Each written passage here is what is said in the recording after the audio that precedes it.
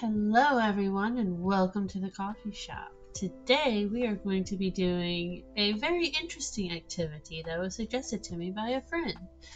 It is going to be Alien Smash and Pass. I was told this is the thing the kids do, and I figured let's do it. She did tell me that she did leave me with some notes that are on my desk. It's very interesting looking ones in here. Some I recognize, some I don't. But we will see how it is. So grab a coffee cup, grab some coffee, and let's begin. Okay, so the first one it looks like we have is Lae'zel from Baldur's Gate. The Githyanki are considered aliens, I guess. Yeah, she wrote something for every one of them. Interesting. They are extra dimensional, and therefore they are considered aliens. Okay, so Lae'zel. Lae'zel's a hard one. I mean, you don't. I mean, she is really pretty. And when you do, become friends with her, she really is nice.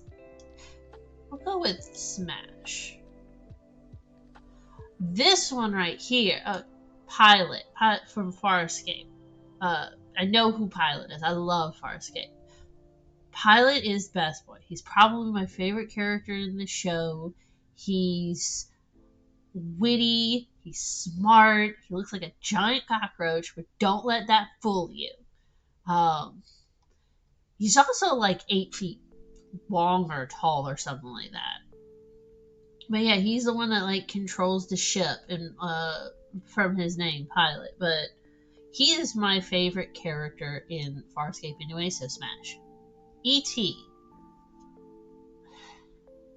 I'm gonna go with Pass. Just because E.T. doesn't seem. He's more like a dog. He's more like a dog from what I see of the show or the movie. So it's I don't know. We'll just go with Pass. Okay. Terry from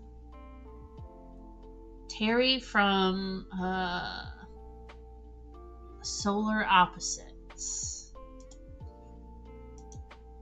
Hold on, let me adjust something.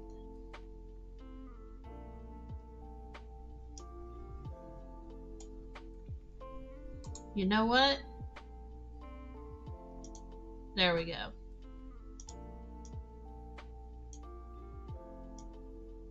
Okay, now it's perfect. Alright, Terry from Solar Opposites. I've never seen this show. I've seen bits and pieces of it. So, from the only thing I really know too much about Terry is that he seems like that housewife that doesn't really quite know what's going on, but wants to be a part of it. We'll go with Pass. These, according to what she wrote, these are from The Simpsons. They're two aliens from The Simpsons that I can't quite. They're two aliens from The Simpsons. We'll go with Pass.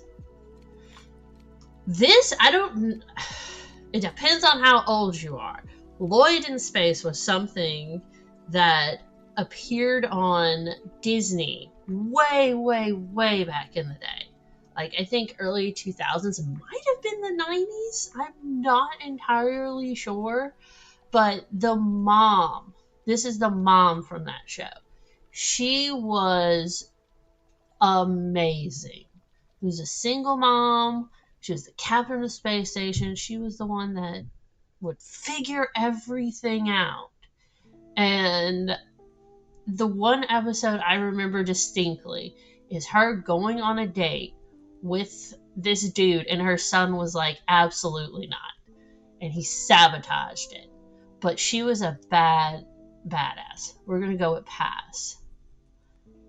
This is Swindle. Swindle from Transformers Animated. He, I mean, he's kind of a crook. He's kind of like a sleazy arms dealer, but salesman at the same time. He gives off that, that like sleazy car salesman thing that he'll sell his own mother for like a hamburger kind of thing. So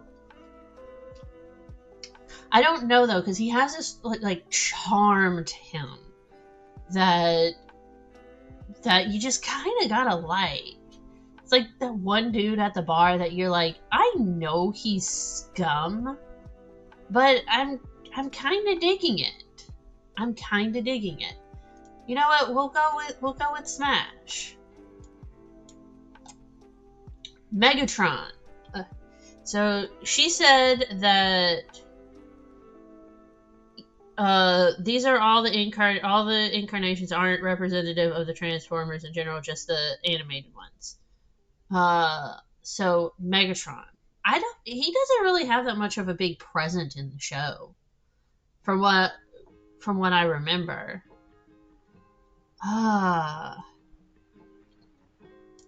We'll put him in pass, because like if this was like 1980s Megatron, maybe a smash. But if it's a Transformers animated one where he's just kind of chilling, he's just kind of like broken the entire time. And yeah, he does like have the plot, like kind of push the plot along, but I just feel like he's just not as intimidating as he should be. So we'll just put him in pass. Okay.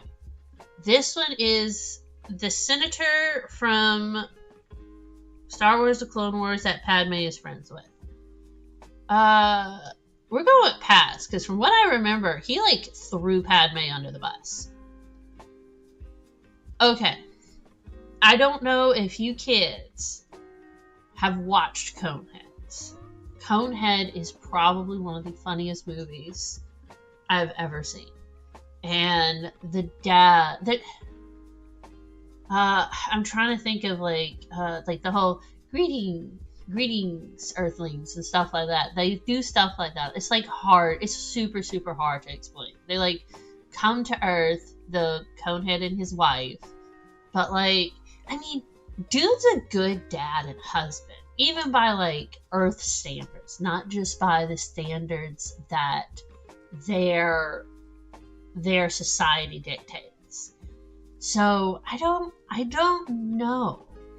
But I mean, he's a good he was willing to do whatever it took to provide for his wife and kids. So we'll go with Smash. We'll go with Smash. Okay, we're pretty even right now. Okay. The Ben 10 ones, I was told they're all the adult form of Ben. So I guess Ben 10,000. I don't know this one. So we'll put him in pass. Marvin Martian. I mean, dude is loyal. Dude is loyal to the Martian Queen. So he's loyal. But at the same time, I guess it depends on what it is.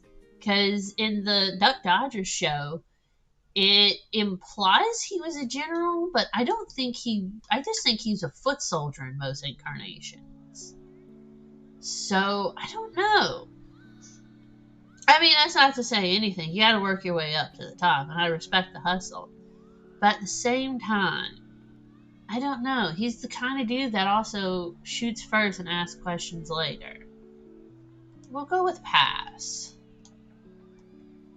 Black Arachnia from Transformers Animated. Oh, her stuff is so sad. she's, I don't think, she's like the type that would manipulate you just to get what she wants. But at the same time, are you really that against it? I mean, she is voiced by Cree Summer after all. So, I don't know. Maybe? But at the same time, like, I don't think she's a relationship, but she's definitely a smash. Definitely a smash. Admiral Akbar. This is another tough one. I do have a weakness for military men. I will be the first one to admit that. I do. And I mean, so loyal. Fiercely dedicated to his job, and that's where it might get you.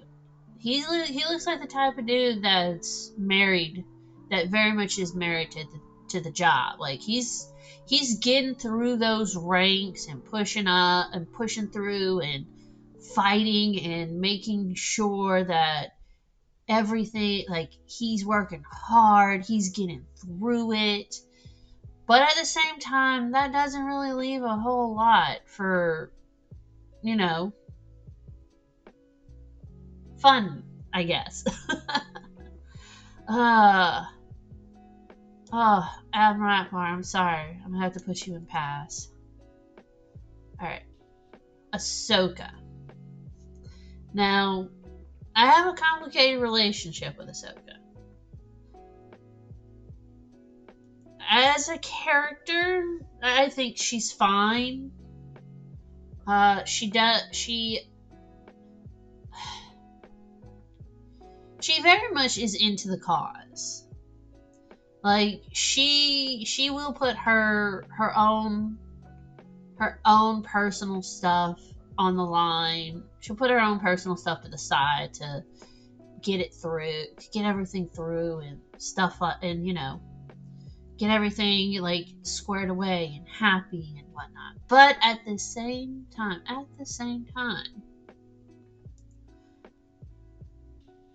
I just don't like her. I don't like her. And I think it's just the overexposure thing within the Star Wars universe. She's just kind of been pushed on us repeatedly. So she's like that person that just shows up at parties and, like, you don't know who they are, but, like, even if the party isn't about them, it's inadvertently about them, and it's like, well, I don't really want that, so we're gonna go with pass. Plus, 90% of her appearances, she's like 14, so I'm not about that. Okay. Frieza. Instant pass, because Frieza will just straight up kill you. So that's easy. Alan the Alien. Oh, this is a difficult one. I think early Invincible Alan, like before he got his butt kicked by the Viltrumites, I think early Alan was really, really good. Like, I loved early Alan just because he was such a, he was willing to admit to his mistakes. He was cautious. He was a good guy, and he did things with other people in mind. But I feel like after the what is it? Whenever, like, Invincible and them, I feel like after they leave Earth, that's when we, like, even before that, that's when we start seeing Alan, like, kind of become reckless and kind of become, like, it was when he became leader of the Coalition. That's what it was. When he became leader of the Coalition, he started making some real bad decisions. I don't think he handles power very well. But I mean, them muscles though. That's again, that's I don't know. If it's pre leadership, I would say smash. If it's post leadership, I would say pass. But I don't know. I think this is. We'll just say. We'll just say smash. Invader Zim. I don't think he's. No, it says she specific. She stated that Zim is. It's like, don't freak out. Zim is like 50 years old. But even still, like, how do the Urkins age? So like, are they in? So is Zim like still a kid to them or what? Because that's still weird. We're just gonna put pass because I feel like he would blow you up anyway. This dude, I don't remember his name, but I remember this Star Trek episode. He was a little bastard. I'm gonna put him in pass. But I remember that episode because it was one of the episodes where I was like, really Wesley. It's like it was one of the few episodes where I was like, Wesley, you didn't deserve what you got. Most of the times Wesley does deserve what he gets because he's just irritating. But that episode, no, I don't think he deserved what he got. This dude, on the other hand, didn't deserve what he got because he was able to go through everything. He beat Wesley and unjustly. So I will say pass. This guy, I don't remember his name. I know he is the second in command of the Parliament in Star Wars, the Senate in Star Wars. I don't think he has much of a characterization, but I do like how he looks. I don't know. He looks like, with the spikes and stuff, it looks like he would be this, like, super deadly dude, this super deadly predator, but he decided to go into politics. So he's still a super deadly predator. But I don't know. You know what? Smash. Do a smash. Lure of the planet Omicron Persei 8. He's kind of a punk.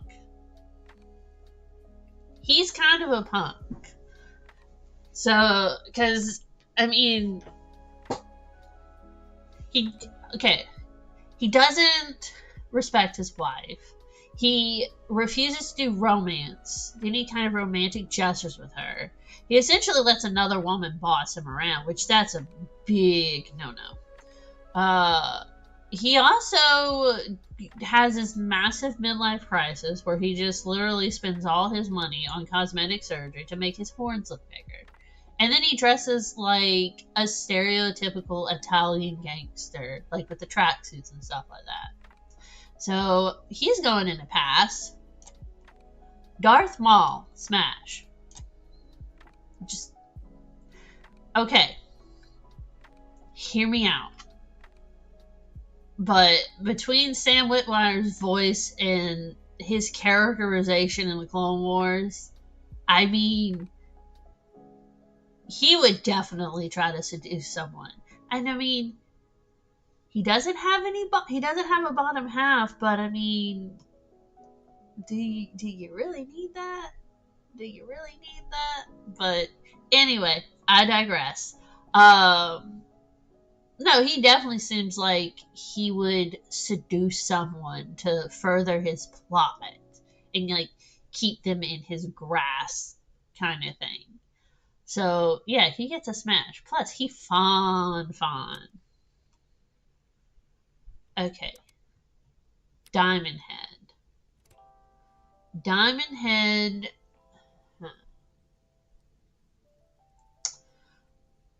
I don't, like, physical wise, like, I don't know how that would work, but I mean, we got the same thing with Pilot over here, and I mean the Transformers too. I don't know how that would work, but It's like, I don't know. We're gonna go with pass. This is another one from Lloyd in Space. This is the janitor. He's the janitor slash maintenance man, and he is just the stereotypical surfer boy thing. And I think he's like a prince. So but he's like super sweet and like he's really good with kids, even though he's kind of dumb. But that's not really a deal breaker. It's like he seems like he would like definitely like treat whatever girl he's in like dealing with and stuff like. He definitely would treat them right. We're gonna go with Smash. Hallie, best girl. She is a nerd. She has an obsession over some movie. She is just precious. She is willing to fight for what she believes in. She's a family person. She loves the migrant fleet, but also recognizes that, there's a lot of issues there, and that even though she loves them, she doesn't quite know if she wants to really be a part of it. That's why she comes and joins your crew. But she does love her people, and her, getting an outside perspective of the self rather than the whole is kind of what makes her such a good character in 2. It's because that perspective you she gets in 1, in Mass Effect 1. She does get a very nice perspective of the self, which I think is important. I think it's important for her character and how she approaches issues with the migrant fleet. So we get a Smash. I think that's a fan art version. Garrus Vicarian. Garrus Vicarian is the love of my life. Every time, even I'm like, I'm going to romance someone else, I will always go back and romance Garrus just because I feel guilty. Because Garrus is probably my favorite character in Mass Effect. He is so well written. He has such this great sense of justice, and he wants the galaxy to be a better place, even if it's at the cost of his own soul. But he's also funny. He's charming. Oh God, I just feel like I'm gushing over this. But yeah, he's like this great, loving character. And even if you, I think he is the only character, if, you do the genophage thing in 3 and you kill Morden, you can tell Garrus, and Garrus he won't agree with you, but he'll try to understand your decisions. Garrus is just a ride or die dude from start to finish. So he gets a Smash. All the Smash. Okay. Okay, so this is the Doctor Who in general. Oh yeah, I forgot he was an alien. Doctor Who, I have a very complicated history with Doctor Who. It is hard to say because each Doctor is so different. They're their own person, essentially. I mean, they are their own person, essentially. But, I'm a massive fan of 9. I think 9 is probably one of the better of the modern Doctor Who's. I know everyone loves David Tennant's 10, but I really like 9. It is him coming, basically trying to heal from war. So he's in one point he's trying to still hold on to that humanity, turn of phrase. He's trying to hold on to his humanity, but at the same time, he can't hold on. He can't let go of his rage and anger. And that's where Rose comes in, and Rose starts to help him heal. 10 is basically what we get whenever he does heal. And I mean, he breaks again because Rose dies, and that's where the whole thing with him and Martha happens. But I loved 9. 11's personality. Some of my favorite episodes happen with 11, but I feel he's kind of an asshole. Like, he's an asshole, and he kind of reaffirms River's idea about herself, of that she basically lives to serve him, and I really don't like that. 12, I like kind of the same thing. It's like it's kind of like 11. 12 is kind of like 11. He's really good in certain areas, but I am a big fan of Peter Capaldi, so I might be biased there. But it is with 12 that we get that River gets her happy ending, essentially. And I love River's character.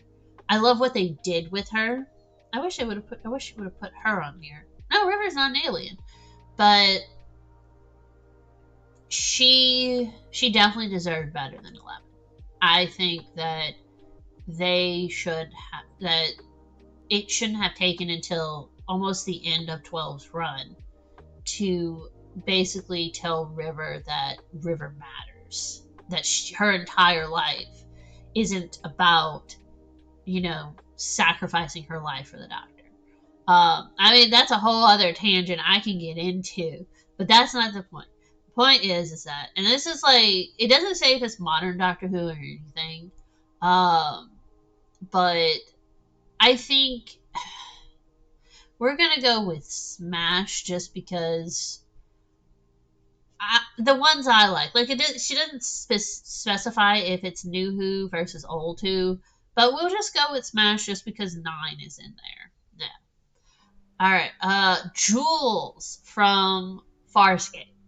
This girl, I loved her character. She's brought in season 3, I think, but she leaves in season 3, so I think her character is so good, and they should have done so much. I don't know if the actress just didn't want to do it anymore, but she was such a good character. I really liked how they did her character. She's very much the princess type. She's the princess type of person. She kind of is spoiled, but she really wants to be a member of the crew. She actively tries to be friends with everyone. And I mean, they're mean to her for almost no reason. But again, it's good character development, and she's cool with Pilot, so that makes her cool with me. But she is she's a really well written character, and she's really intelligent. She'll stand up to them if they're doing something wrong. She'll be like, hey, that ain't cool. You need to stop that. I mean, whether they listen to her or not is neither here nor there, but she's still a very good character. She has this really interesting power where if she screams, she can scream at a high pitch and it melts metal. But I think if they would have kept her in the series, I think she would have been an in-game character. I know they replaced her with someone, but the character they replaced her with is so subpar to her. We're going to go with Smash. Another Farscape, Scorpius. This is the main villain. Now, when you look at him, you're like, oh, he's gonna be super, super weird and all that. He is super weird, but he's really interesting. and he has very good motivations. Well, not good motivations. He has interesting motivations. His whole thing is that he is the crossbreed of the two antagonistic species, the Peacekeepers and the Scarens, I believe. But he hates both of them, but he works with the Peacekeepers basically because he hates the Scarens more. And that's what it boils down to, is he hates them more, so he works with the people he hates less.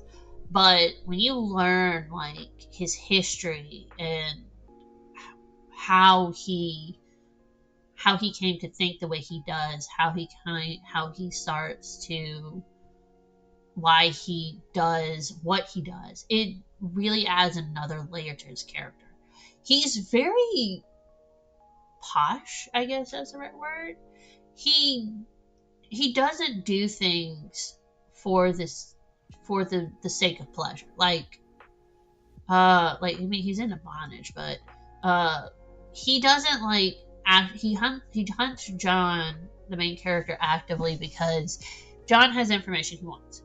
But if like a city or a town has basically nothing to do with it, he won't actively go after them. He'll threaten them. Like if they're there, he'll say like, I have no issue with you guys. You guys are cool. He's like, but you have something I want. And he's like, I really don't want to burn down your town. But at the same time, I need to get this person. I need to get him. And he won't do it. He actually, in one of the episodes, he chastises some of the Peacekeepers for essentially killing prisoners and torturing them. And he's like, what's torture going to get you? He's like, because they go in and they're like, we got the information. And he's like, okay, how? And they're like, well, we tortured him. And he's like, what do you mean? That has done nothing. We have done nothing. Because they're just going to tell you what you want to hear. So he's very smart, very logical, and again, he becomes, when you learn more about his motives and what he does, he becomes a very sympathetic character. So so he very much is he's a really good character. And we'll go with a smash. This General Girl, whatever his name is. This is the reason my character looks the way she does. Oh my god, like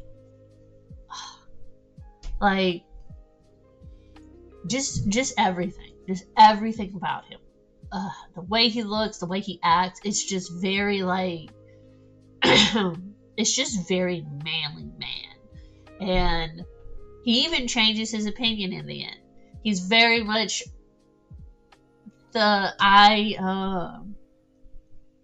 this is how things are to be. He's very 1950s. It's very what you think of a 1950s person, a 1950s man. But at the same time, goddamn.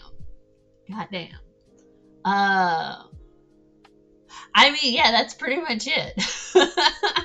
He gets first tier because, again, he's the reason I went with the whole alien thing. Because when I started, like, originally, like, coming up with, like, what I wanted to do with the VTubing and stuff like that, I decided on an alien space thing because I was watching Planet 51 and I was just with my kid and I was just like, Marlon Brando looking dude, like very 1950, like very classically. They knew what they were doing. They knew what they were doing. Okay, Megamind. Megamind is definitely a smash. It's like he is someone, he wants to be good, even if he doesn't realize he wants to be good. Because I mean, he doesn't actively, when he's a supervillain, he doesn't actively try to hurt anyone. He seems to actually be on a very good terms with Roxy and even Megamind. So excuse me. So he's just, and I mean, afterwards, whenever he kind of gets his stuff together, he very much he's just a goober, and he, in the end, he like just wants to do good. So he gets a smash. Kid Fisto. Huh. Now, I do like his character. I do like his character. I do. In the Clone Wars, I know there's some sketchy stuff with him in the comics. Oh, excuse me. I know there's some sketchy stuff with him in the comics. Like, I don't know. No, it's not him. That's him. I'm thinking of someone else. I don't know though. Like, I don't feel like he has much of a personality, and I mean, looks wise, I'm not really digging it. We'll just go with pass. Sorry. The aliens from Mars attack. I mean, they would just kill you. They would just blow you up. So, pass. Roger the alien. This is difficult because it's kind of a situation with Alan. Like Alan. I feel like early American Dad Roger would definitely be a smash. I think he would definitely be a smash.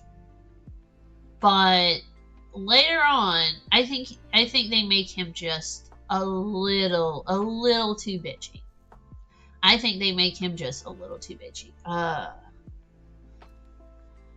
don't know. It's difficult because again, like I love his sassiness and how he's just kind of like the commentary person in American Dad. So I don't know. We're gonna go with pass, just because it's been a while since I've seen it. Another Farscape one, Zahn. Zahn is she's so beautiful, like appearance wise. She's just so, her character is so great too. She is kind of the doctor slash, she's kind of a science officer slash spiritual leader. So like she's very calm and regal, but she'll fuck you up. She's like it's the last option, but she will fuck you up without hesitation. And she's also technically I think she's considered the biggest threat because she's a plant person. So like if she doesn't eat for a long time, she gets carnivorous and she essentially becomes a demon. But like personality wise, like they put her in some of the most gorgeous outfits in season 1. And it's all just flowing and she looks like a celestial goddess. And unfortunately the actress had medical issues, so she could not continue filming. She does return for the mini series that wraps up the TV show, that wraps up Farscape. So I don't know. I mean, yeah, it's definitely a smash. We'll put her right behind Gar because like Gar's number 1. The Clown. Oh, we have 2 of them. I have never actually watched Killer Clowns from Outer Space. I've never watched it. So I can't attest to this one. So we'll put him in pass. Corvo. I have seen clips like whenever they changed his voice, and if I'm honest, I prefer the British voice. I mean, I agree with Terry. No, keep it like this. It was very clever how they did that too. But I don't know. Like, I don't know enough about Solar Opposites. Like, I've only seen bits and pieces. Because I can't stand Justin Roiland. Not even with the whole like scandal thing. I just don't like his voice. So I don't know. We'll just put him in pass. In fact, we'll put him right next to Terry. I know him and Terry got married, so There's another killer clown from outer space. Put him in pass next to his friend. Martian Manhunter. Like, I mean, one, he can be anyone you want him to be, but why would you? He's he's he's so good, and he's a superhero, so he's willing to like protect people and help people and do just good things for people. And but at the same time, it's like a superhero kind of thing. It's do you want to really like have that like constant fear in your life? But at the same time, we're gonna go with Smash. Jabba the Hutt, that's a pass. One, it's not even that they use a giant slug monster. It's the fact that he is a crime boss, a slave owner. He's just a horrible person all around. He sexually assaults women. So he's going to go and pass. General Grievous. Now, Star Wars The Clone Wars, the CGI one, did him dirty.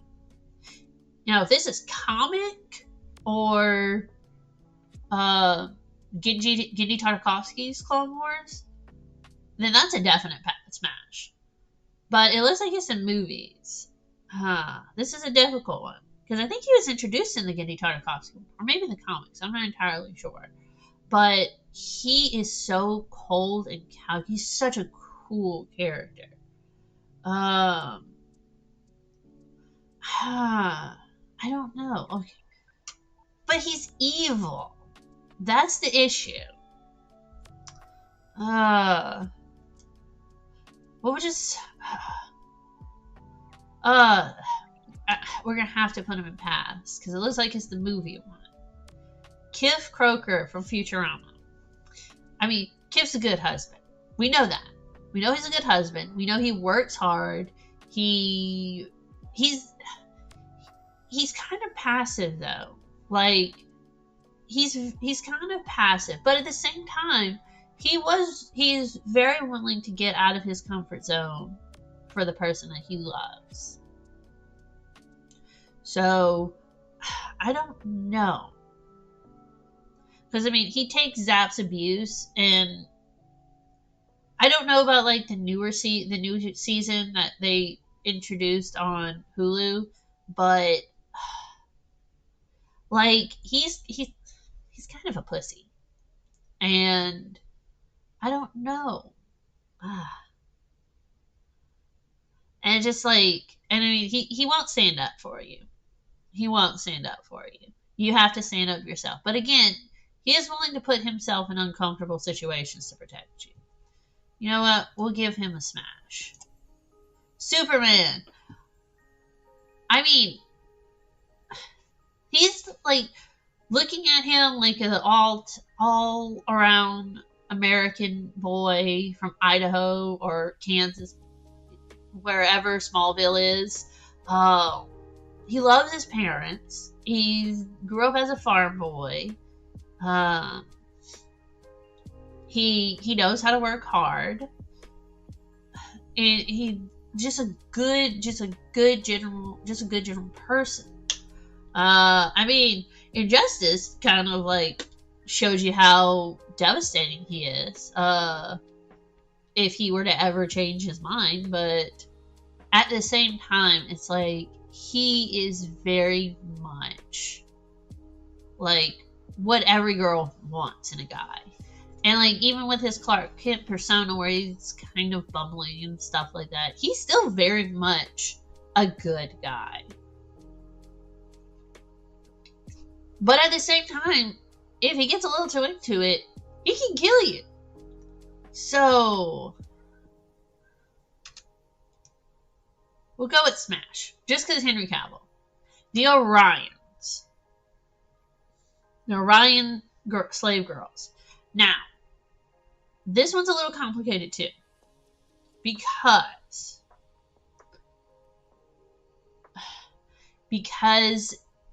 I don't know if it started with Star Trek Below Deck, but they made them into pirates.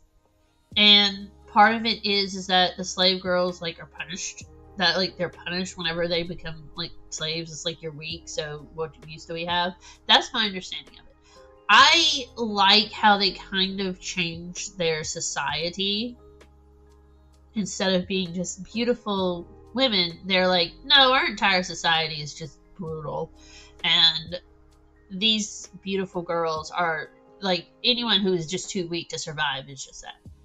So I don't know though, like, as a species as a whole,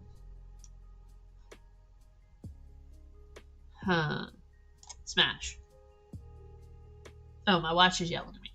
All right, this one, she said, she's like, I couldn't find a good picture of Morden, so I put Callow from Andromeda in there. If it's in Morden, would be smash. I don't know how she couldn't find a good picture of Morden. Like, they're all over the place. Because he's the best companion. But I do like Callow from Andromeda. I know Andromeda has its issues, but I do like the characters. I like Callow. Callow is like he talks about it in Andromeda. He very much lives in the moment.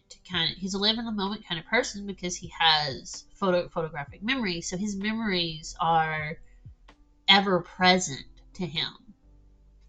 So he very much remembers all of the people back on Earth, and even what's hilarious with their short lives, he's genuinely like a fun dude, and like he's best friends with Suvi in it. So I mean, that's that.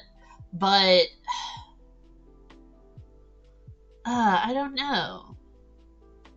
Like I said, I like his personality. I like how they wrote him, and I love how goofy he can be.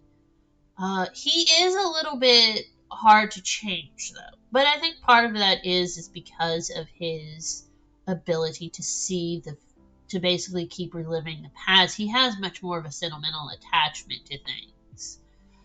Callow gets a smash. Nova, oh my god.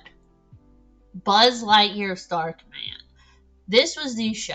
This was supposedly the show that Andy watched. Buzz Lightyear Star Command. This is what inspired the Buzz toy. Not that god-awful movie. I know they said the movie was supposed to be based on it, but they retconned it from this. She was like the second in command from what I remember. And because Buzz Lightyear was the big hero. He wasn't incompetent, but she was more competent. I mean, she's definitely a smash. I distinctly remember, like, I think she was the first, like, cartoon girl I had a crush on growing up, just because she was awesome. But she was also very masculine, but at the same time, she was also very feminine. Like, she wasn't afraid to fall in love and stuff like that. And they didn't put her feminine traits as a negative. So, okay, what we got next? Optimus Prime from Transformers Animated. I loved his character. He was such a good. He is a good leader. He will put himself on the chopping block when he thinks he deserves. He will face his mistakes head on. Be like, yes, I did this. It's my fault. No one else should take the blame for this. He is loyal to his friends. When his friends screw up, most of the time, some of the episodes later on, he kind of gets sick of them, but that's mostly because other people are telling him he needs to be sick of them, and he's just kind of like overwhelmed and stressed out. But like he is the young commander kind of thing. He's the young commander in charge of a ragtag team. So he kind of is trying to put himself in that leadership position. And his youth comes out. And I like that it is Optimus before the Prime. Kind of like in the movie, the recent movie that came out with Chris Hemsworth. How it shows how he becomes Optimus Prime. And he definitely gets a smash. This dude is a pass. His whole thing is that he is a crazed geneticist. He's from Farscape as well. He's a crazed geneticist that just is... He's just terrible. He's just evil and, like... Just evil. Alright. Odo from Deep Space Nine. I liked Odo. I feel like they could have done more with him, though. Like... He just kind of comes off as the gruff guy. Like, some episodes really do show his much more sensitive side and, like, his much more quote-unquote human side, especially with, like, how he interacts with Kara. But I feel like they were trying to... Guys, it's been so long since I've seen the show, so I don't want to, like, give a wrong assessment of it. But, like, he very much comes off of if Data wasn't a blank slate. Like, he's trying to understand everything around him because he's a shapeshifter, a changeling. I'm not sure what they call him. But he very much comes off as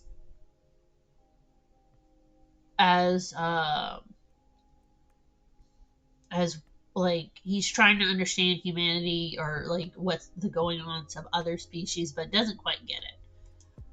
I'm sorry, Odo. You gotta go and pass. Omni-Man. Omni-Man's kind of like Superman. In a way. I feel everything personality-wise that we like about Omni-Man, I think that comes from Debbie. Because... Like it showed that he actually wasn't the model Viltrumite.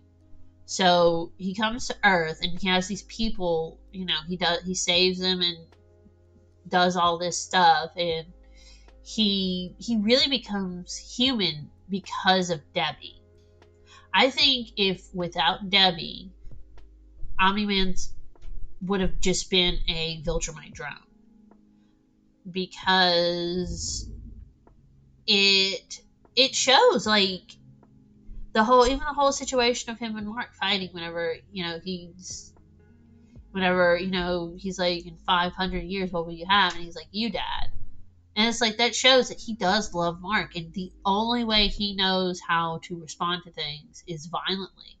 So when he's confronted with a challenge of views, because he's been on Earth for so long, he's been around Earthlings, he developed an Earth personality. That's why he thinks he's defective. But, again, I feel like he doesn't really have that much of a personality if it wouldn't have been for Debbie. I think he would have just been a classic psychopathic Viltrumite. But he voiced by J.K. Simmons, though. And, I mean, he got that gray hair.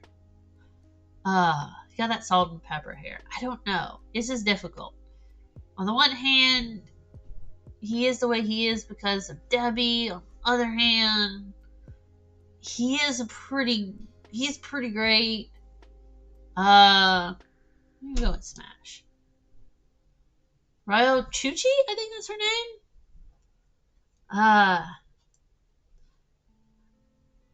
I know, like, she like comes into her own, but in the Clone Wars, but like she doesn't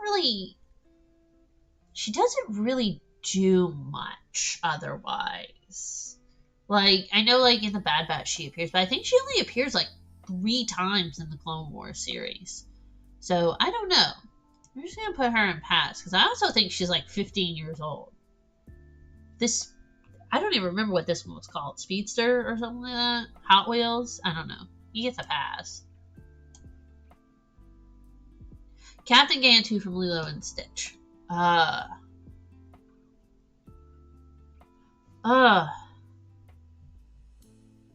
mean, I get it. I get him.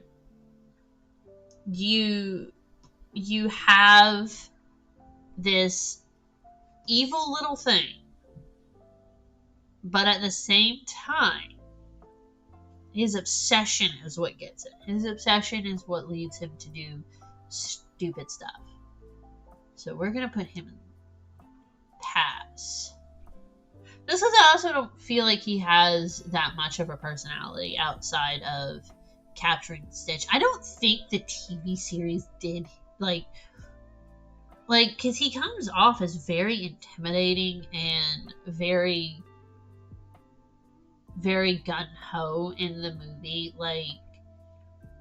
but in the TV series, he's kind of an idiot. He's kind of a bumbling idiot.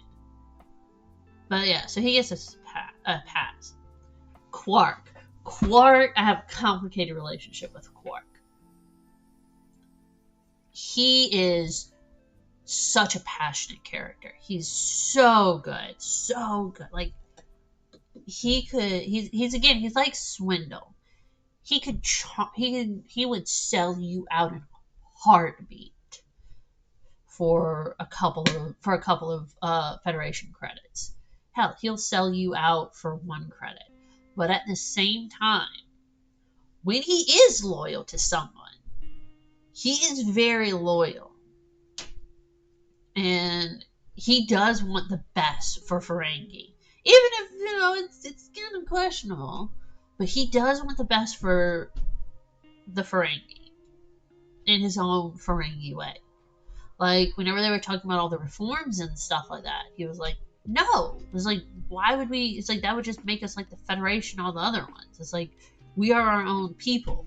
We, what do they expect us to do? To conform to their cultures and demand this of us when we have lived like this for centuries and whatnot. And it's like, okay, the culture is kind of garbage, but you gotta respect it. You gotta respect him fighting for, basically, to keep what he believes is the right way of life. And I mean, he can charm the pants off of Klingon. So, and I mean, entrepreneur. He's also rich. I mean, he's greedy, but he's also rich. The teeth, though, would be an issue. You're gonna have to go with Smash. I don't know what this is. I think this is from one of the Star Trek movies or one of the newer TV shows. I'm not sure. But that's too spiky. Starscream from Transformers Animated. I think if you were into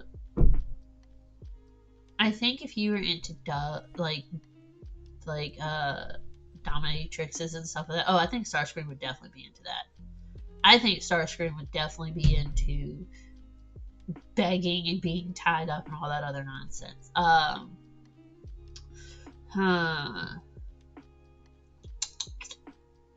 But at the same time, it's like unlike Quark or Swindle, like, it's not about the money. It's about he'll betray you in like a heartbeat, just for whatever reason. So I think Starscream's gonna get a pass. I do not remember his name, but I remember he's very much. He's a Cardassian from Deep Space Nine, and he's the one that owns the shop. He has a little romance with Julian, and you can fight me on that. But he has this personality that he can just like look at you, and you just like swoon. And he like does that because he does that thing where like it's a threat within a normal conversation. So it's like you'll be sitting there talking to him, and like he's like, look at this lovely outfit. You see the threads, how the threads are so tightly interwoven, how it it just brings the dress together. But when you remove this one tiny thread from it, it ruins everything. Like that kind of thing. He's so suave, that's the word. He's so suave.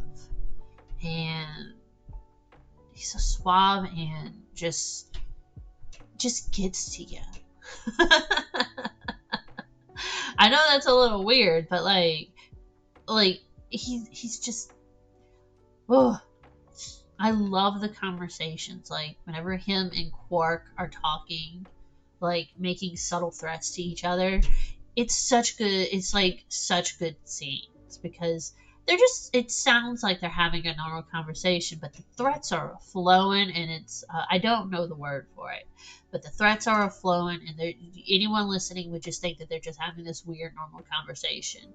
But he's such a charming suave character, and I am so upset that they did not make him bisexual, which their plan was originally make him either bi or gay. I'm not entirely sure, but he was essentially going to swoon Julian, the doctor, and I know technically he's a lizard and he's supposed to have a tail, but I think they ended up not having them have tails, but or they just don't show it. I don't know.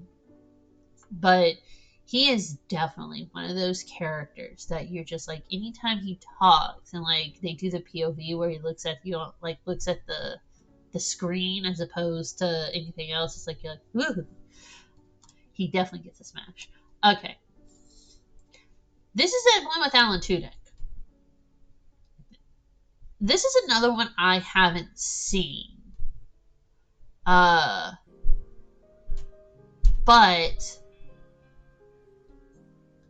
I do like some of the dialogue. Like, I like some of his dialogue, and I like the character design. I will say that. But again, I don't know enough about him to smash, you know? I mean, sometimes you don't need to. But at the same time, we're going to give him a pass. Sorry. Thane. Thane is one of those ones that, if I'm not romancing Garrus, I'm romancing Thane. It's such, if you romance him from 2 to 3, it is so good. Such a good love story between him and Shepard. It's kind of like the older, much more mature character, you know, falls in love with the younger person. That, while they're still mature, they're just not quite that level. It kind of comes off like that, like, thing. He gets put in the job that he didn't have a choice, and because of his religious views, he's able to essentially keep himself sane. Because the implication would have been that, you know, he's murdering all these people, but in his view, it's not him. He is a soul. And I mean, it can be viewed as he's making an excuse for it, but at the same time, it's even shown that when his wife dies, he is so racked with guilt in a way of, he feels like he compromised himself by killing those people, because he allowed his anger to get the best of him, and that's how, you know, you deal with it.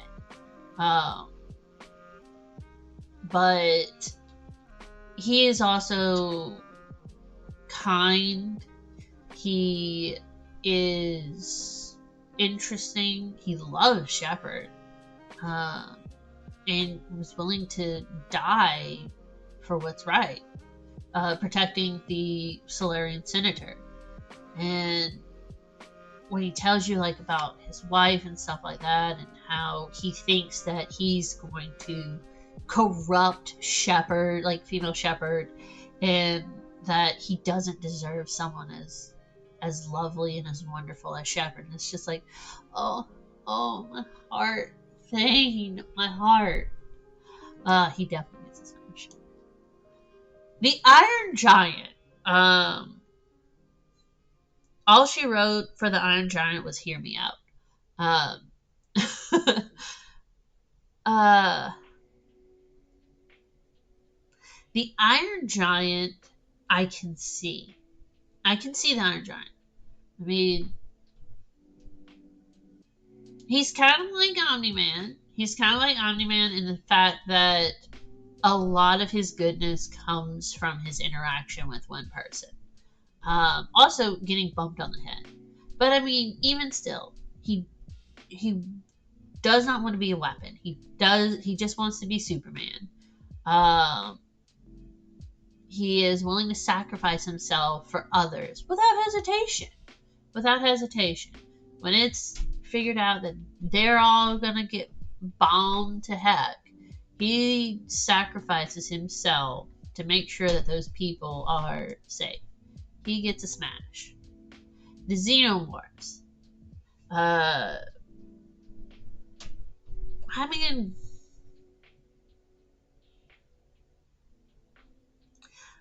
ah,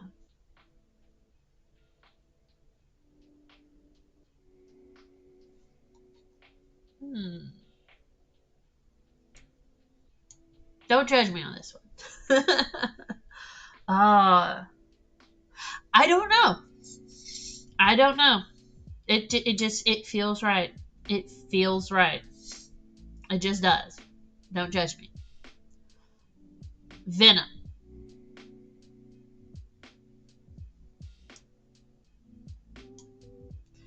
You're not gonna tell me that now is this is movie Venom? Absolutely 100%.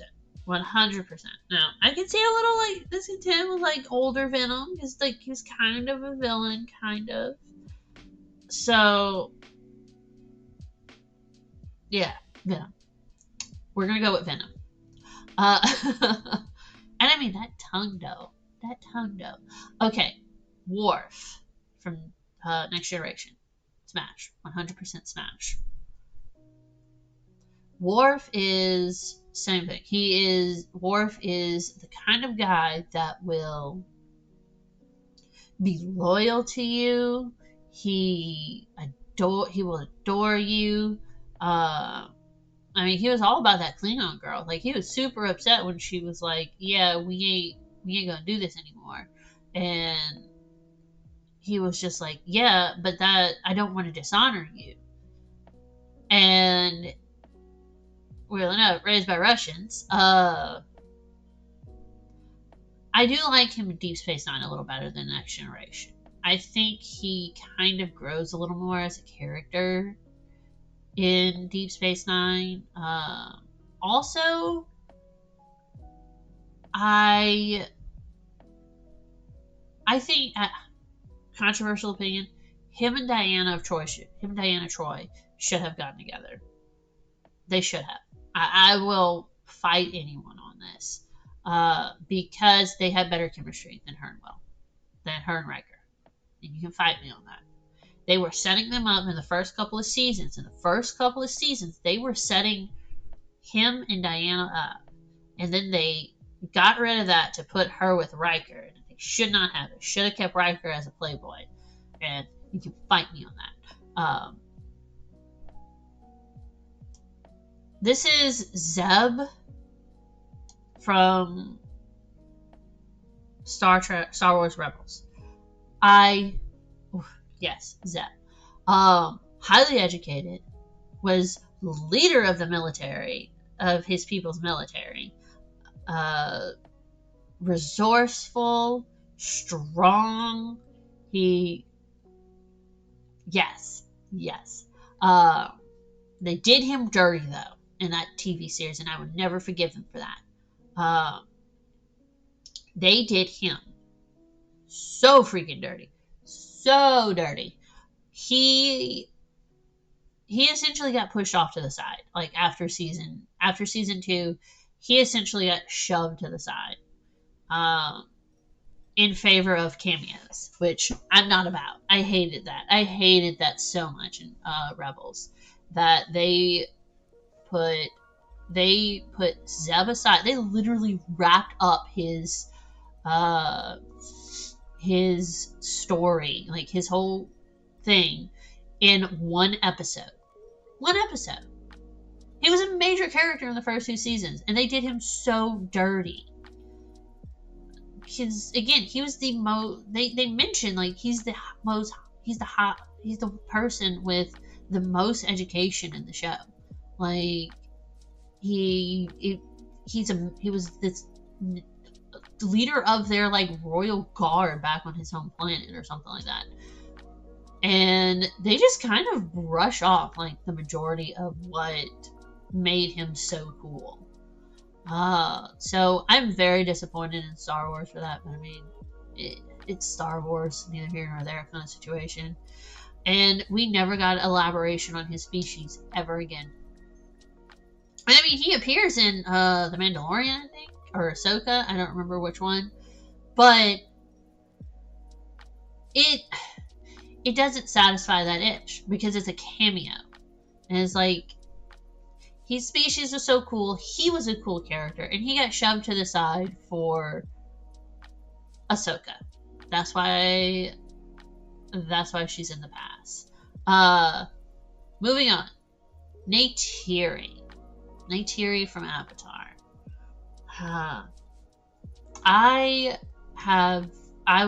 When this movie first came out, when Avatar first came out, I was absolutely obsessed with it. I was like a teenager. So yeah. But I just remember thinking, she is so beautiful. She's just such a beautiful like character. And like their designs are gorgeous, and she's kind of like in the position with Jake, or whatever his name is, Jake Sully. It very much comes off as like she very much comes off as like trying to be tough and stuff like that.